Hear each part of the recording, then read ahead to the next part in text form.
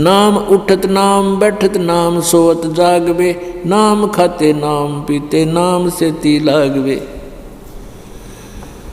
परमात्मा की भक्ति चलते फिरते उठ बैठ के अपना काम करते करते, सूचा उठे जब सोने लगे तब मालिक का मंत्र करता हुआ सो जा, मन माने सपने में भी सिमरन होता रहे।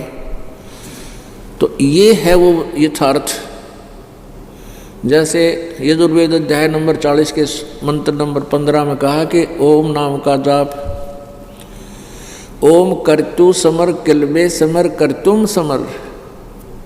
ओम नाम के जाप को काम करते करते सिमरन करो, विशेष कसक के साथ श्रद्धा के साथ सिमरन करो और मनुष्य जीवन का मूल कर्तव्य जानकर सिमरन करो।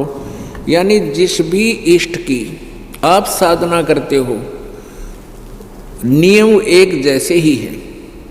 जैसे बच्चा खिलाड़ी है, वो जिला स्तर पर खेलता है तो भी उसके नियम वही हैं, और स्टेट यानी राज्य स्तर पर खेलता है तो भी नियम वही हैं, और राष्ट्रीय स्तर पर खेलता है तो भी नियम वही हैं, उसी प्रकार के होते हैं। और इंटरनेशनल लेवल पर खेलता तो भी नियम वही है।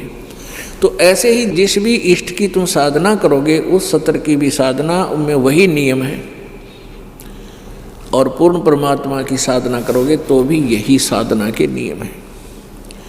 युद्ध से कठिन काम कोई नहीं होता, और उसमें भी कहा कि अर्जुन तुम नाम ना भूलना, नाम भी सुमर, भक्ति भी कर और युद्ध भी कर। तो पुण्यात्मा हम साधनाएं गलत किया करते थे। इस मन को ये अच्छी साधना, सत साधना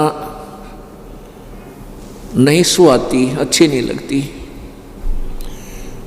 परमात्मा चाहते हैं कि ये आत्मा स्वयं परिचित हो इस ज्ञान से, और उसके बाद फिर ये आत्मा इस मन की नहीं मानती।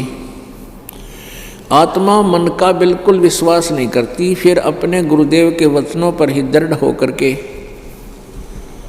अपना जीवन सफल करते हैं। परमेश्वर कबीर जी सतलोक से चलकर आए थे, वो हमारे को सत्साधना बताने के लिए, और वो परमात्मा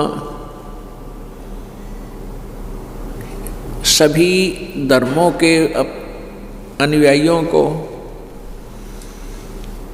ज्ञान बताया करते थे। हिंदुओं को कहते थे कि जो साधना तुम करवा रहे हो ये शास्त्र विरुद्ध है। मुसलमानों को भी कहते थे जो साधनाएं तुम करते हो ये कंप्लीट नहीं है, और इसके साथ साथ तुम मांस आदि खाने का, जीव हिंसा करने का धार्मिकता में समावेश किए हुए हो, ये भी गलत है।